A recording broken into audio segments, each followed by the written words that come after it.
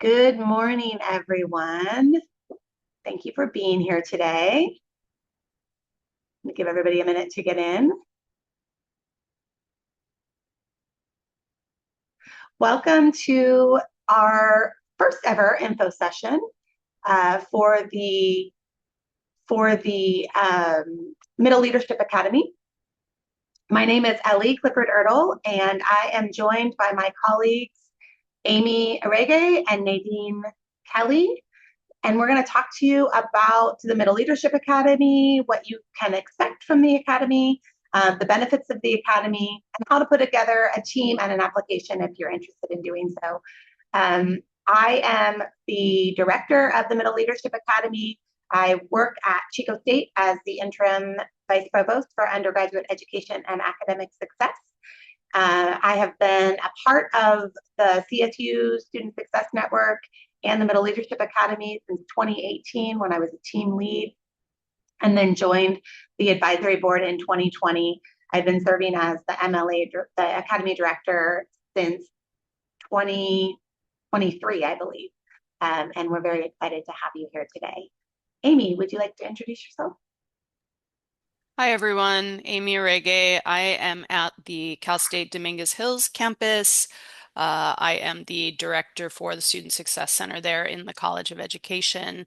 I've been affiliated with the Middle Leadership Academy since 2019. I was a team lead when I was at another campus and have been part of the leadership team since 2021. I've been a facilitator and we had our first team from Dominguez Hills go last year, which was great. So happy to be here. Nadine. Good morning, everyone, and thank you so much for joining us. I am Nadine Kelly. I actually work at Cal State Sacramento, or Sacramento State, as many people know.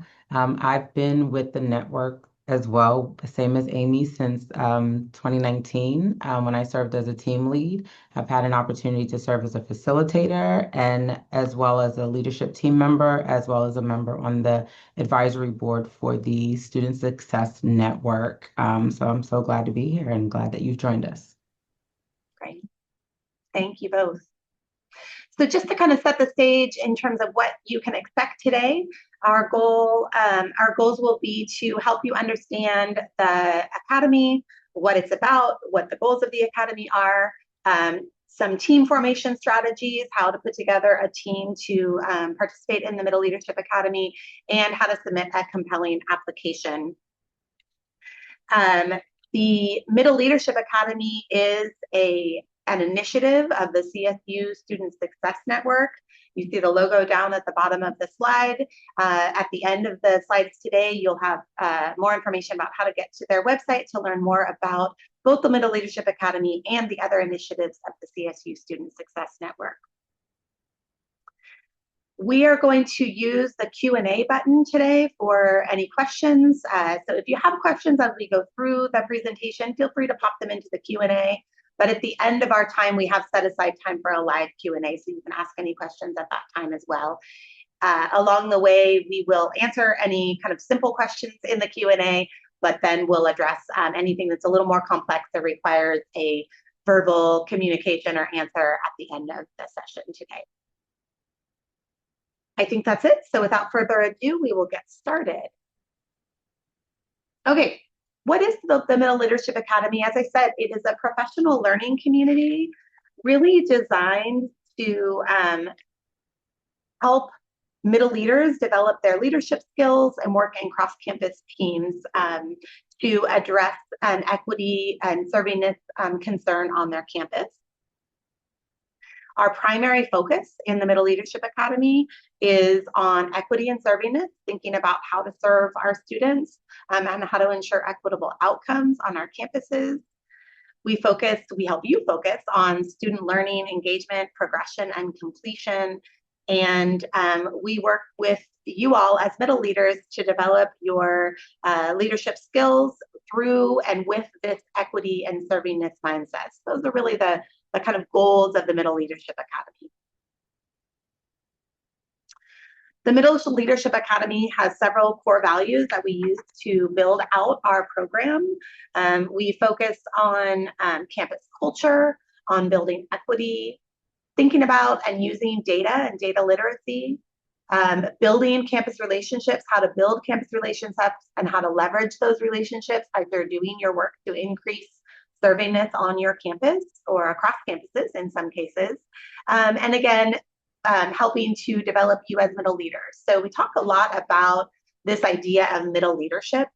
So this is an idea that we all in our spaces have a positionality that allows us to take the lead in a variety of ways. And so we talk across the year with you all about what it means to be a leader in your space, what it means to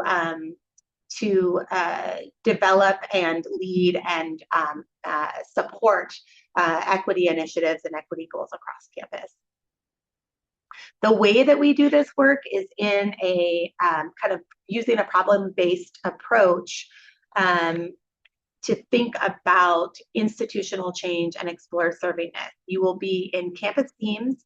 We'll talk a little bit more about this in a minute, but you'll be in campus teams of 6 people, cross-divisional with different roles, thinking about a servingness focus that you have identified that's important to your campus.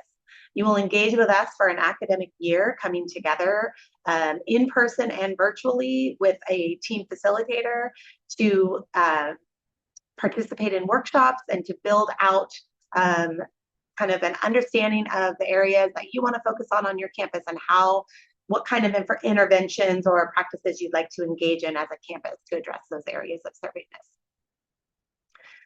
What you can expect in terms of outcomes is development of leadership skills, refining an equity or servingness challenge, and an increased use of data and literature to understand and develop that challenge.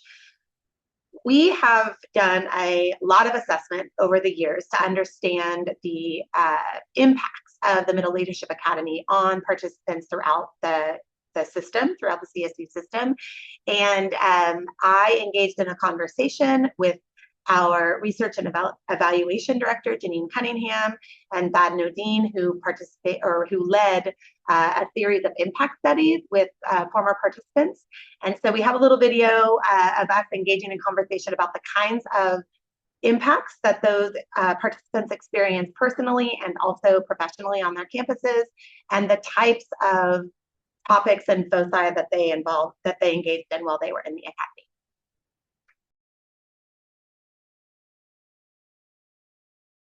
Welcome to this panel discussion about the impacts of the Middle Leadership Academy. As you consider ways for your campus to participate in the Academy, we want to give you a sense of what you can expect from the Academy. My name is Khalifa Madden, and I'm the Communications Manager at the CSU Student Success Network. With me today is Dr. Ellie Erdl, the Director of the Academy and Interim Vice Provost for Undergraduate Education and Academic Success at Chico State University. We'll also hear from Janine Cunningham, the network's Research and Evaluation Manager, and Dr. Thad Nodine, who recently authored a series of research briefs on the Academy's impacts on several CSU campuses. Those briefs can be found in the links in the description. Our panel will be focusing on 2 central questions today. The first involves the impacts that we've seen from the Academy, both on individual participants and on their campuses as a whole. The second concerns the relationship between the ways a campus organizes for the Academy, its team composition, leadership engagement, and other factors, and how that can influence the extent of the impacts back on campus. Let's begin with Dr. Erdl. You first became involved in the Academy as a participant on a team from Chico State in 2018 to 19, and you now serve as the Academy's director. What impacts has the Academy had on you as a faculty member, and what impacts have you seen from the Academy at Chico State? Thanks, Callie. The Middle Leadership Academy had a great deal of impact on me personally and professionally. First and foremost, my leadership development was greatly enhanced by the skills and the practice and the confidence that I gained that have been instrumental to my personal and professional growth and trajectory. I also increased my knowledge and expertise around the tools and vocabulary that are necessary to advance equity issues on campus, and further expanded my experience and practice with data use. So all of those things have been really important to me as a professional on a college campus. I also was able to build relationships with people that I did not know before the academy, both on my campus, across campuses throughout the CSU system. And that helped me to realize that I'm not alone in this work. I have a network of people that I can count on, and that can help to further the really important work of equitable student success on our campus and beyond. So these are the impacts that I've had personally, and I've seen similar things in my colleagues as well. As for the impacts on Chico State as an institution, there have been many. And so a couple of examples are in the first year, 2018-19, in the Middle Leadership Academy, we were able to help drive policy changes and embed equity into this campus strategic plan.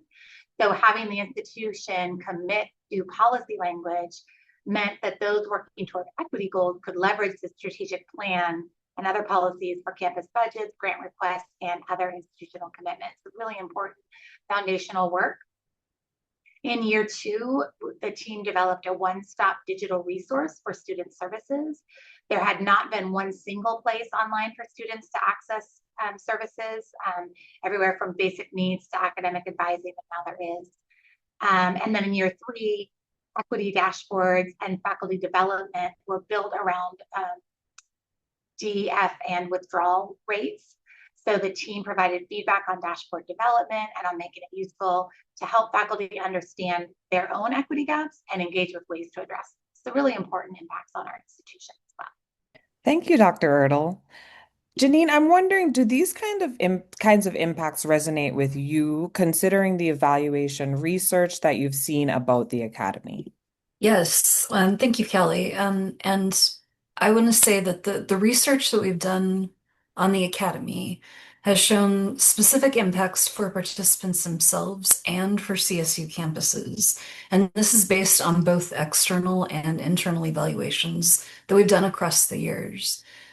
So each year, about 10 to 12 teams from different campuses across the system participate in the Academy. And since its founding in the 2017-2018 fiscal year, the Academy has achieved a broad reach across campuses. So here's a snapshot of that. We've had 21 of the 22 CSU campuses participating by sending teams over those last years of the Academy. We've had 19 campuses participate for 2 or more years, and we've had 11 campuses participate for 3 or more years, which is nice for longevity. In terms of impacts, so I'll provide a little bit of an overview about what we've found in surveys and interviews with participants. So regarding leadership development specifically and networking, Academy participants consistently report increases in knowledge and skills related to leadership, collaboration, project management, and using data for decision making. These changes also manifest themselves in behavioral changes as well, such as increased engagement and participation in leadership roles across their campus and across the system, and increased engagement and responsibilities on campus as well. In terms of campus outcomes, so far every team at the Academy has successfully come together to develop a campus equity project at the Academy. And based on our studies, we found that 77% of the projects, that's more than 3/4 of the projects, were implemented and were still evolving on each of those campuses. That's a really high percentage in terms of the institutionalization of all of this work that's being done. We've also looked at some of the impacts of those projects on campus, but I'll go ahead and let Thad speak to that topic. Thank you, Janine. To see what some of the longer term impacts of the Academy might be, we interviewed participants from campuses that sent multiple teams to the Academy over several years. What we asked about were structural changes on campus that campus faculty and staff said were aligned or associated with the work of academy teams. What we found were changes in policies, practices, and programs. So let's start with policies. Ellie already spoke about changes in strategic plans at Chico State. Those changes led to increased budgets for equity work on campus, as well as other things. At Fullerton, we saw changes in strategic direction. The campus began examining and working to address triple opportunity students. They hadn't done that before. And they defined those as students eligible for Pell Grants, those from underserved communities, and first-gen students. At Sacramento State, the Academy team helped lay the groundwork for enrolling first-year students in a full load. This became central to the Finish in 4 initiative that helped Sac State increase its 4-year graduation rates significantly. So what about changes in practices? We found changes in practices both inside and outside the classroom. Here's 3 examples. Changes in how faculty use student data to understand equity gaps and improve teaching.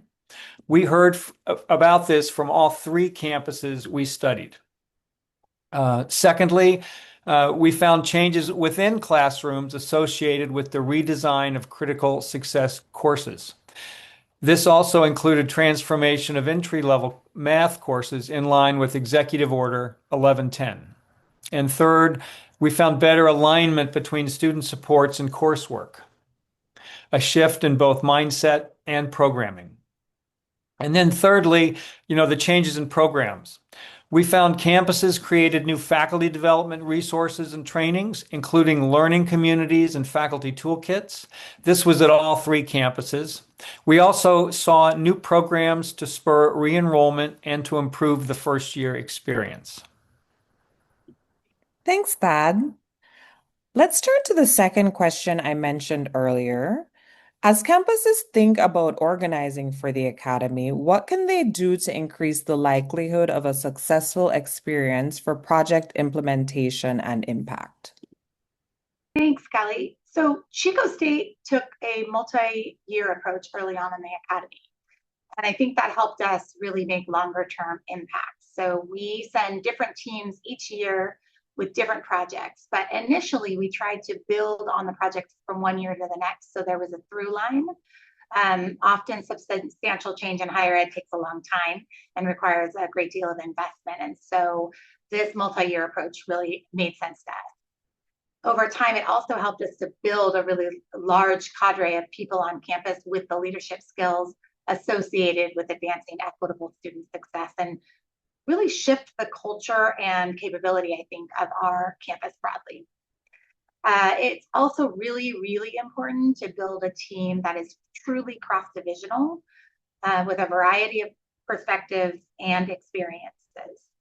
Teams that do that, we find, are more likely to come up with creative and successful solutions to really complex problems and not get stuck in kind of a one-sided approach to a problem. Lastly, I believe, and we hear this over and over again from teams who are involved, it's really very important to include a student or students on your team. We hear regularly that this is hugely important for a successful team. It's actually something that we require of teams, and it comes up, like I said, year after year as a really important aspect.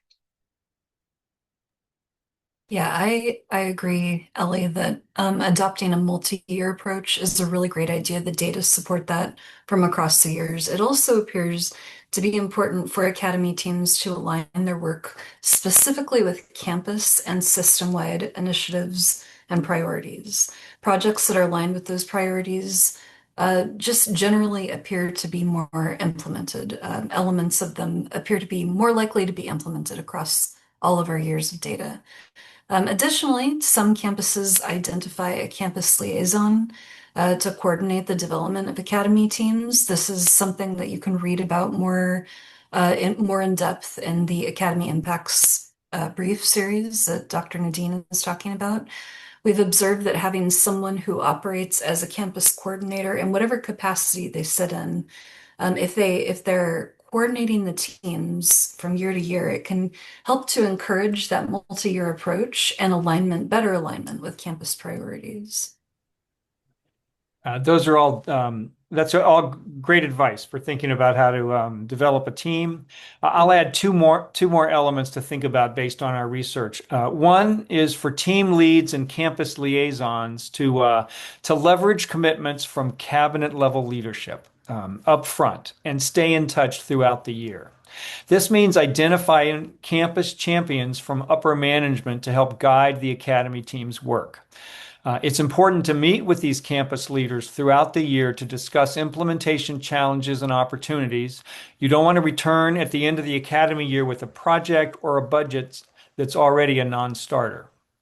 Secondly, as you develop teams, be sure to have implementation already in mind. Yes, you want to bring together people from across campus divisions and roles who have content experience to develop the project. But you also want people who can step onto committees, for example, to institutionalize changes on campus. That's where the Academy's leadership development piece really can help, though. Once people have been to the Academy, they're more prepared to do this kind of work. And it's exciting to see that happen and to transpire over their careers. Absolutely. Thank you so much, Thad and Janine and Kelly, for this conversation today. And I'd like to close here by thanking those of you that are watching the video for taking an interest in the Academy. As you consider developing an Academy team, it might help to know how campuses have used the Academy to support their specific goals for advancing equitable student success. So I wanted to note a couple of things. First of all, by design, the Middle Leadership Academy has always been a convener of middle leaders across campus roles and divisions who are ready to step into more leadership roles, an incubator of ideas for how to take on important and difficult projects, including those that have faced resistance, and a catalyst for developing those projects in ways that are transformative back on campus.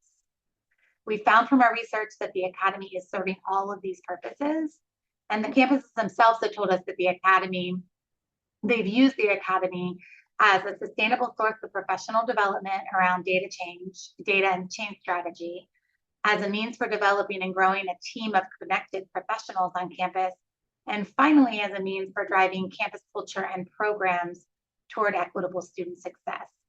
So we look forward to having you join us. We are anxious to read your applications. None of us knows everything, but together we know a lot. Thank you for being here.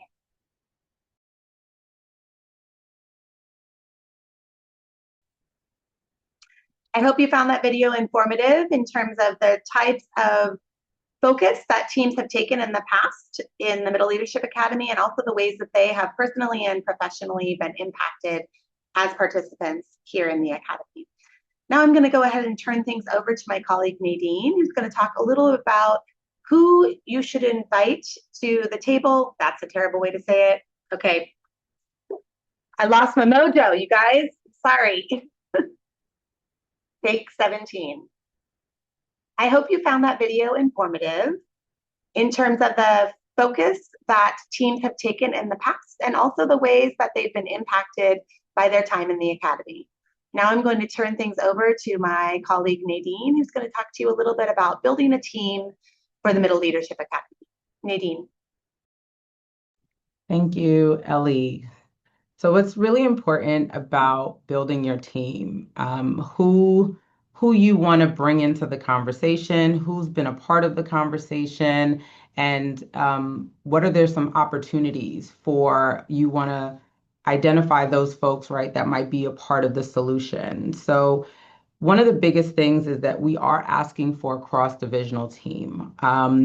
I know a lot of times folks are put together in committees to solve a particular problem on their campus, but generally it tends to be a group of individuals that are from the same division or within the same department. What we're really looking for is acknowledging that before you even start finding a solution to a problem, and even while you're exploring a problem on your campus, that it is a very collaborative and cross-divisional aspect and environment. There's a lot of things that sometimes what we realize that the solution is within some other areas that you're going to need collaboration across. So what's really important is looking at who are the people that may have been working on the problem or are going to be part of the solution coming out of that particular department or division.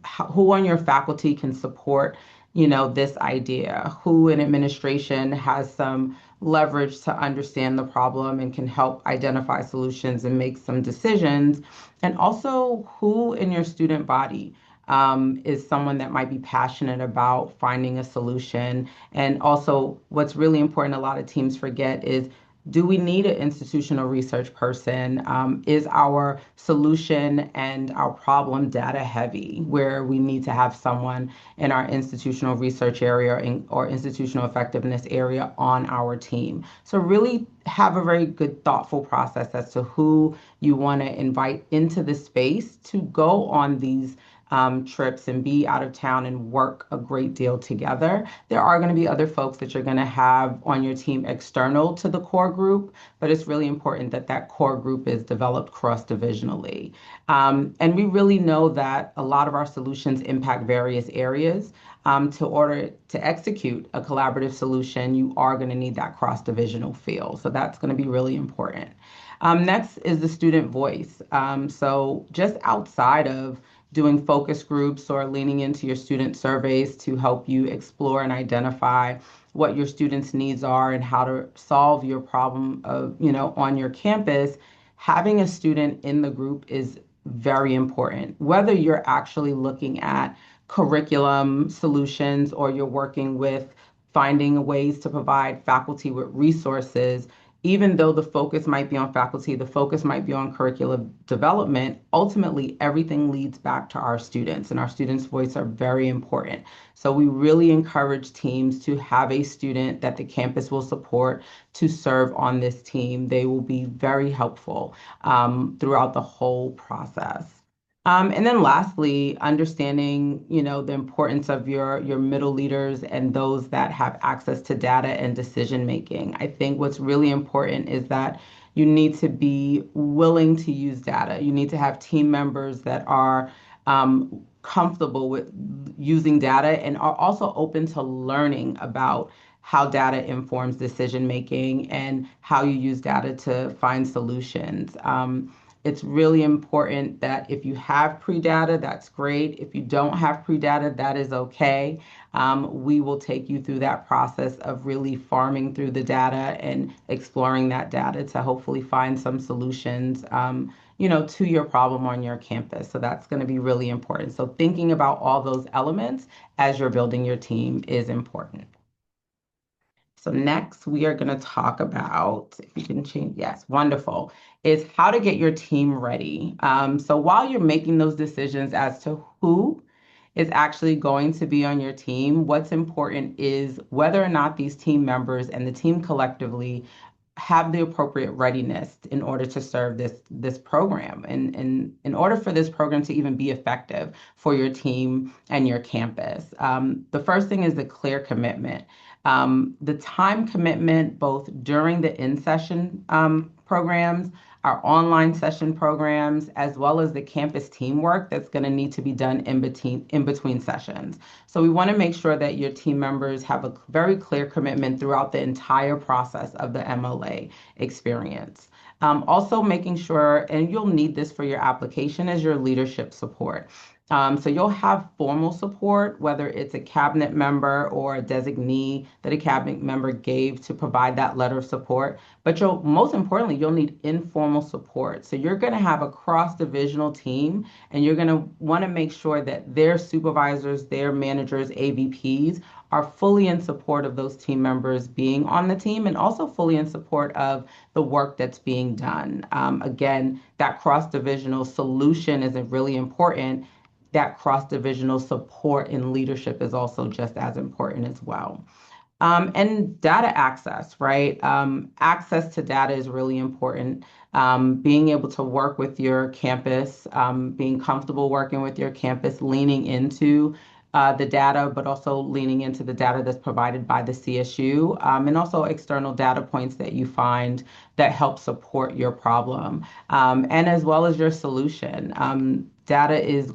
We make data fun. Data is, definitely something that we enjoy, but it really helps to solidify your problem of practice. It helps to solidify why you believe your solutions will work to address this equity and serving this issue on your campus.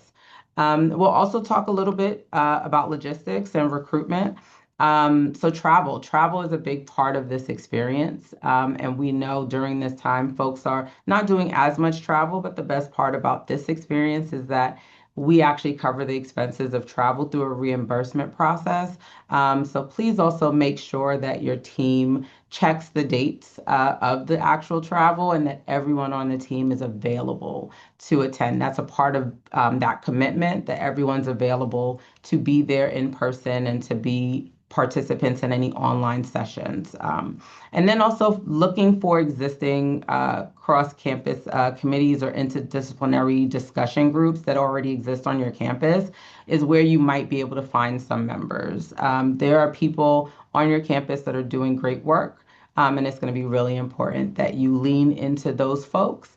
And also folks that have kind of not had opportunities to serve on committees will be an avenue that will be really helpful to find those folks that are passionate but not have yet served on a team. And this MLA process is going to be both a very unique experience for members where you're looking for people that both want to work on this experience and work on this problem, but at the same time are going to be open to receiving some professional development because we are very much leaning heavily into what it means to be a middle leader and what it means to be a leader and providing that professional development support when you're identifying folks that can provide some support for you. Well, that is my section, and I'm going to pass you on to my colleague Amy, who will take you through the next portion of our presentation. Hello, I will be talking about writing a strong application as you are getting ready for the March deadline to submit your application. So some key components for writing a strong application is first really identifying a focus area. And being really kind of specific about the student group that you are looking at, tying it to servingness, and really kind of honing in on that area. Part of the reason for that is because that informs your why that matters, why that area is the one that you're choosing to focus on, using different areas of institutional data or evidence. So, as Nadine mentioned, data access and ability to really see the data available on your campus is a big part of that because that is going to inform some of the work you're doing as you're looking at that specific student group. And then additionally, the why is really tied to servingness. So if you look on our Middle Leadership Academy website, we really go into detail about why we are focusing on servingness, why it's a huge theme within the Academy, not only with servingness, but with equity. And so we refer to Dr. Gina Garcia's work on servingness. So we have some information on that on our main website page for the Middle Leadership Academy. And I think that is really sort of an important framing of how we're approaching this work and how we would want the teams to be approaching this work. Once you kind of have your area of focus, you know your why, your reason why you're looking at it, you have some data or evidence that is supporting your claim as to why you are focusing on this specific student group, then you want to identify your team members. And so Nadine gave some examples on the previous slide about maybe ways to look for who could potentially be members of the team. And I think I want to be very clear that you want to be intentional in who you are selecting as a team member. Going back to that idea of readiness and commitment.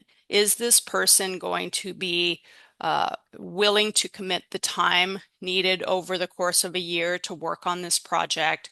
Are they ready in terms of being passionate about the information in the project and wanting to learn and grow as a middle leader?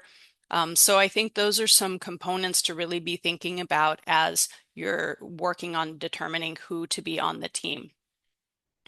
The last piece is, as you're writing your application, what are your goals for coming to the academy? There may be a variety of reasons that committees are coming and bringing the people that they are bringing to the academy. So you want to clearly delineate those in the application and how the academy can help you with that as you're focusing on this area of equity, as you're focusing on the specific students that you're looking at, as you're sharing some of the evidence that you've seen on your campus as to why you're doing this, and then how you are selecting the participants on the team. All of those things come together to determine what are the goals you are trying to accomplish in coming to the academy. Next slide, please. So different ways to help your application stand out. So I think the more clear you can be about your student population and the inequities that you are seeing on your campus, the better. And that means really naming specifically what you're doing, what population you're looking at, what exactly you're seeing as a particular problem or concern that you want to focus on. So being as specific as you can and being clear about that will help your application. Demonstrating cross-campus collaboration, meaning you are bringing in, folks from different areas of campus, you have support from different areas of campus, is also going to really help strengthen your application. And to that effect, having a diversity of roles on the team, from everyone from, a student voice to someone in one division, someone in another division, someone from IR or that has a data focus, and being intentional about who is on the team and being intentional about the different roles of each person on the team is going to help your application. And finally, I think in terms of standing out, we have seen teams that bring in very big ideas that are impactful and meaningful, but really are not manageable for 1 year worth of academy work. And so, how can you narrow it down enough that the focus is meaningful, you're able to accomplish some of your goals, and yet it's manageable for 1 year in the academy. So that's another area to consider in helping your application. Some common pitfalls. Really just bringing in projects that are very narrow or single office projects, a staff and one supervisor, and they have a very specific focus only within their office that maybe doesn't touch any other parts of campus, doesn't include faculty, doesn't focus on students. Those applications really are a bit too narrow. So, and they don't meet this idea of cross-campus collaboration, and then bringing in a lot of different voices. Vague equity focus, applications that might say we are hoping for general student success. Again, as clear as you can be about the student populations, the inequities that you're seeing, and what you're hoping will lead to positive outcomes and what those outcomes would be. That's really what we're looking for. And as far as being overly vague, it's better to be clear and to name what you're trying to do. Teams that lack student representation. I'm happy to say a lot of our teams recently have included students. They bring such rich voices and backgrounds that they share with the teams and across the teams. So, not having that, you are missing the richness of those voices. So we would really want teams to bring in student representation. And then the last piece, again, kind of related to that first topic, is missing cross-divisional perspectives. And that is, everything from a representative from student affairs, a faculty member, someone from academic affairs, a student, IR, institutional research. So really bringing in those broad perspectives help strengthen a team and help have everybody have a very intentional role in the team. Let's see, I think the next slide, I'm turning it back to Ellie. Thank you so much, Nadine. Actually, I want to go back to that for a second. Amy, sorry. Thank you, Amy, for that. That was really helpful, and Nadine as well. I think a couple of points that I just want to reemphasize or highlight that you heard from both Nadine and Amy is that one, this idea of kind of narrow single office focused projects or non-cross divisional. One of the things that we see, and I think both of them talked about this briefly, but I just want to reiterate, is that sometimes a team will technically be cross-divisional, right? So we have teams who have people from different divisions and or different units, different programs, but the work that they do is so similar that there is not kind of a diversity of perspective.